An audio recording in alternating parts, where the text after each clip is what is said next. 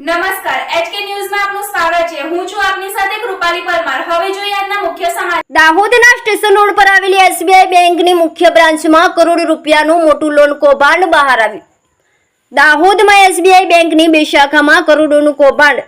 Loan લેવા નકલી શિક્ષક અને એસટી ડ્રાઈવર બન્યા। રેલવે કર્મીઓએ પણ નકલી પગાર સ્લીપ બનાવી 31 સામે એફઆઈઆર 18ની ધરપકડ। દાહોદ શહેરની સ્ટેટ બેંક ઓફ ઇન્ડિયા એસબીઆઈની બે શાખાઓમાં ખોટા દસ્તાવેજો અને બનાવટી પગાર સ્લિપ્સના આધારે લોન મેળવી બેંક સાથે છેતરપિંડી અને વિશ્વાસઘાતનો મામલો સામે આવ્યો છે।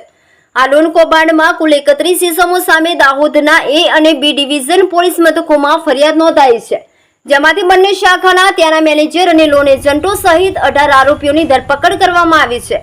ડીવાયએસપીએ જણાવ્યું કે ગઈકાલે ઝડપાયેલા 5 આરોપીઓને કોર્ટમાં રજૂ કરાતા 4 આરોપીઓને 5 દિવસના અને 1 આરોપીને 1 દિવસના રિમાન્ડ મળ્યા છે, જ્યારે આજે ઝડપાયેલા આરોપીઓને હજી કોર્ટમાં રજૂ કરાયા નથી।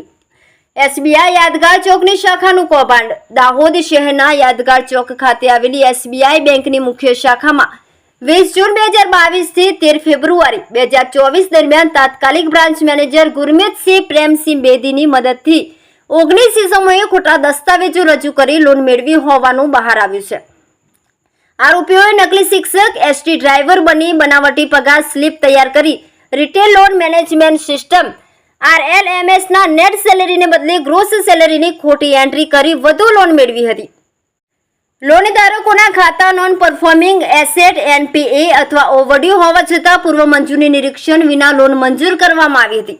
આ લોન કૌભાંડમાં દાહોદના જરીખુદ, તનસિયા, રાબડાડ, ગુંદીખેડા, ગરબાડા, મહીસાગર જિલ્લા, મધ્યપ્રદેશના ધાંધનિયા અને રાજસ્થાનના રંગપર ગામના રહેવાસીઓ સામેલ છે, જેમાં મહીસાગર જિલ્લાના જમનાના મુવાડા ગામના વિક્રમ મંગળ પટેલિયાએ પટાવાડા તરીકે નોકરી કરતા હોવા છતાં ક્લાર્ક તરીકે ખોટું સર્ટિફિકેટ રજૂ કર્યું હતું।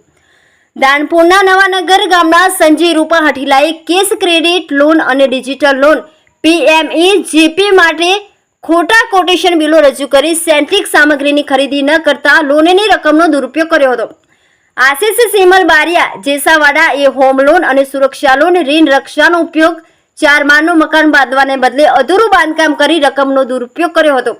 ગુરમીત બેદીએ આ લોનની રકમ કોન્ટ્રાક્ટરને બદલે આશિષના ખાતામાં ટ્રાન્સફર કરી આવકના દસ્તાવેજો અને બાંધકામનું નિરીક્ષણ કર્યા વિના લોન મંજૂર કરી હતી। આ લોન કૌભાંડ અંગે હાલના બ્રાન્ચ મેનેજર દીપક ગુલાબરાવ પવારે દાહોદ ડિવિઝન લાવ્યા હતા। રિપોર્ટર સોલંકી રોહિત, દાહોદ જિલ્લા।